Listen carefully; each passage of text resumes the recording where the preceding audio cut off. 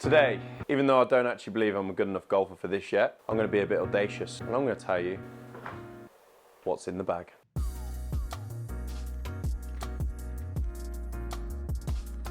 I used to love watching what's in the bag. So I've got some new irons this year, some new wedges, and I've had some of my woods for about, I think for a couple of years now. But let's talk about the wedges first of all. So I've got some Callaway Jaws Raw wedges. I like free wedges just because I like options around the green. I've got a 56, 60 and a 50.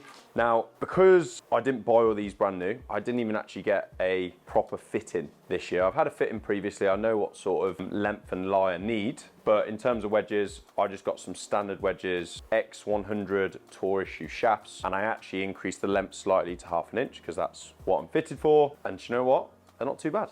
I'm pretty happy with them so far, and the amount of spin that I'm getting with my 60, I have to say, is a bit of a joke. So pretty damn pleased with those. Let's go with my irons. Honestly, these have to be the best irons that I've ever played with, and I don't think that I'm ever gonna change them. Now, I got these roughly about 4 or 5 months ago. One of my good friends, Benny Boy, buys and sells golf clubs and gets some absolute bargains off eBay. And you know what, if I brought these clubs brand new, they were probably gonna cost me 2.5 grand, but I actually got them for around 550 quid, which is a joke. Due to the fact that my club speed's quite quick, I like quite heavy clubs, majority of golfers can't hit them, which means that people tend to think they're a lot better golfers than they are, and they go for these really heavy, stiff shafts, and then they can't use them after a fitting. So they tend to flog them straight away, which is exactly what I think these were. So I've got a Callaway Apex CB. John Ram uses these. Shaft wise, now this is the most mental part, I've got a Dynamic Gold X7, which is pretty much the stiffest and the heaviest shaft you can get. These are 135 grams, and honestly, they're the best shafts I've ever hit in terms of just stopping my ball ballooning up, in terms of just feel, they're, yeah, the best by a mile. The only issue is, if I'm looking at like club speed numbers, because they're so heavy, they obviously make me swing a little bit slower, but on course, they're the best. Now the other thing as well is they are also pured. You can see that right there. The P stands for pured. It's where they put them in a machine and basically make sure that that shaft is perfectly round, which means it prevents any like imbalances or issues in the shafts that they may have. Basically just make sure they're ultra perfect.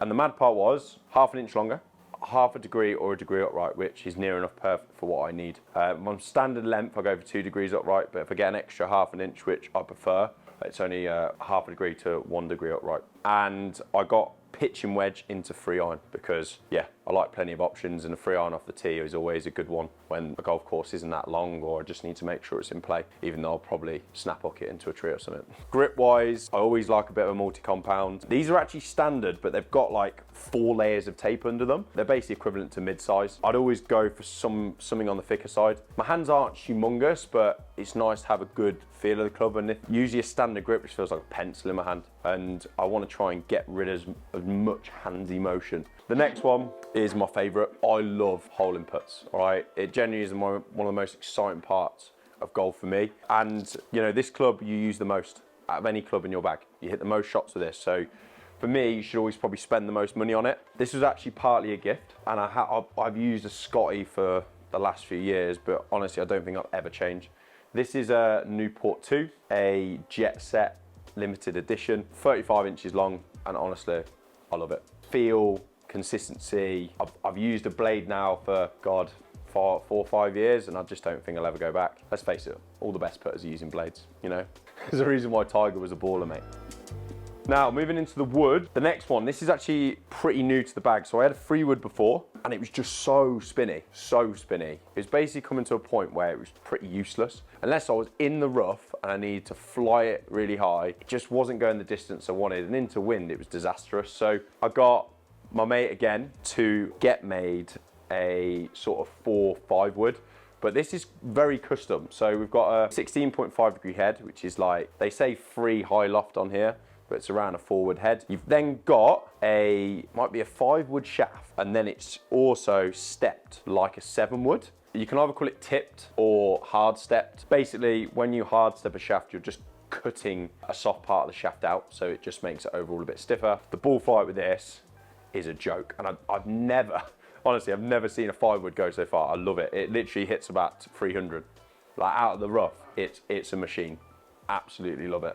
And I have had the exact same thing done to my driver, known as the Alder Wand. All right, honestly, if Harry Potter had this, mate, Voldemort would have been done by the start. I actually got fitted for this shaft nearly 2 years ago now. I originally got fitted for 6 degrees. Now, they don't make a stock 6-degree head, so they put it as lower, but because the club face was like 4 degrees open when you notch it lower on the hosel, I was like, I need to change it back to 8 and at least have a square face. And it gave me a bit more spin and made it a little bit more controllable on the course. I've got it set standard, 8 degrees, a dealer silver rogue shaft. So again, low launch. It's been tipped, hard stepped, just to make sure it is a little bit stiffer. And honestly, since having this bad boy, my driving's just been better on average. I used to really struggle with spin and, you know, don't get me wrong, I'm still hitting, you know, I'm still hitting cars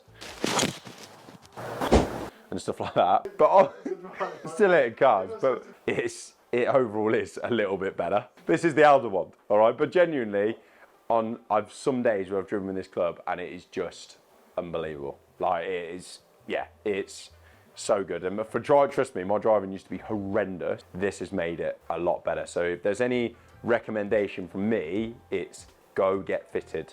All right, especially for your big stick. You know, you can get fit for putters now. Obviously, you can get fit for irons, which I have done before. But I would recommend, even if you don't want to buy clubs brand new, go and get fit in. Go and get someone to tell you your club speed, your club path, your length and lie, so then you can really get the best club for you. As I said, since I've had this done. And by the way, with my drivers and my fairway woods, especially my driver, I do have a little bit of a thinner grip, just because, you know, you want it a little bit thinner so you can really whip them hands through and get as much speed as possible. This is one that came into the bag this year. Obviously, we're practicing long drive and, you know, wanting to venture on that journey. I needed to make sure I actually got a proper long drive big stick. Now this is 40, I think this is actually nearly 47, but I think it might be just around 46 3/4 in terms of length. Maximum you're allowed legally is a 48. It still feels like the longest thing in your hand, honestly. So shaft wise, we've got a Kinex Hypersonic D10, which is a little bit lighter. You know, one thing you'll realize, and one thing that I would say to you, is if you want to be increasing club speed, you want to be having a light club in your hands. 10-20 grams will make a difference. Trust me, just feeling like you can really swing the thing. And with the shafts that you tend to use long drive now, they're super flexy. Yeah. They're actually like a bit like a lady's flex, but they've still got what we call a lot of torque in the shaft. I'm not gonna make out like I know the complete definition of that, but basically you can actually hit them quite straight for how flexible they are, and they can handle the speed really well. So only a certain part, especially near the lower end of the shaft, is it really flexible, but up the top it's still quite stiff. On the whole, it handles speed pretty well, and it still puts the ball out there. What have we got strobe light? What is wrong with these lights? What's wrong with my light? But in terms of head, this is actually a long drive head. So this is the Epic Speed head. 5 degrees. I actually have it notched down to 3. And I have it on a bit of a draw setting. At the moment, I'm pushing it a bit and it helps counteract that a bit. I've also then got a speed stick in my bag. This is generally like just more of a warm-up aid. My golf coach got me this one. Literally, I've got 3 adjustable heads. So this is just a 100-gram head. This is probably the lightest one. I've got 150 and a 200 head basically. Normally, I just keep it in the bag as a warm-up aid. Like, it's just nice to have a few swings of that, really have some loose, long swings before I really go into hit any full golf shots or injure myself. So it's actually more of a warm-up aid than anything really. Now, in terms of bag, got a cheeky sun mountain bag. As you can see, it's absolutely filthy from all the winter golf. But in regards to what's in it and what's on it, we have got a little scope. I've got a Callaway one, pretty terrible, if being honest. I actually probably should have got a new one for Christmas, but forgot to tell Santa to do that one. But I will get a new one soon. It gives me all right yardages, but if I'm honest, for someone like me who can be a bit here, there and everywhere, I am probably best to get like a Garmin or something, just so it gives me a yardage from whatever side. Sometimes I can't even see the hole.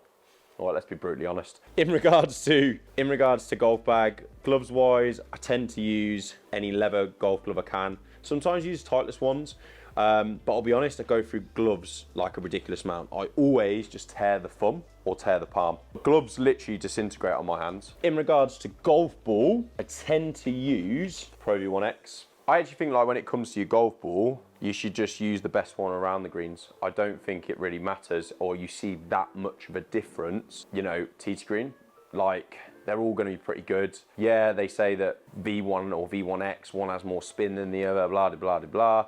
And like, yeah, don't get me wrong, like if you're using like a solid, like let's say a Velocity, or using one of them coloured balls, like, and they're absolutely concrete, yes, you'll feel the difference. But in terms of good golf ball for like on-course play, I just think use the best one that feels the best off your wedges and off your putter on the greens. Now, in regards to what's inside the bag, you've always got to have a set of mitts. These, honestly, I've had these for how long now, still do the job.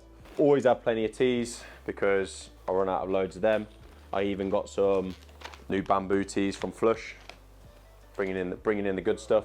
And I've also got a band just to warm my shoulders. I then also have my speed monitor. I have a GDPR. This just is something that I use to monitor my swing speed during training. My own rubber tee when I go to the range. All right, got a nice little red one, just to make sure it's high enough. When I get the big stick out, gotta make sure you got the right tools. I then also have just got a key in case I need to take my head off. And then I've literally got more tees because so many have fallen out the bag. It's ridiculous. So that's literally it. That's what's in my golf bag. Don't really think I'll be changing any of my golf bag anytime soon. And this is what I'm going to be probably playing in 2024. Yeah, what we're going to do, we're going to go and do a lower session now. Big lower session of how I, you know, increase strength and speed in my lower body. So if you want to go check that out, check that out. But thanks for watching. Like it if you enjoyed this video. That's about it. Make sure you drop a comment of what else you want to see. Ciao.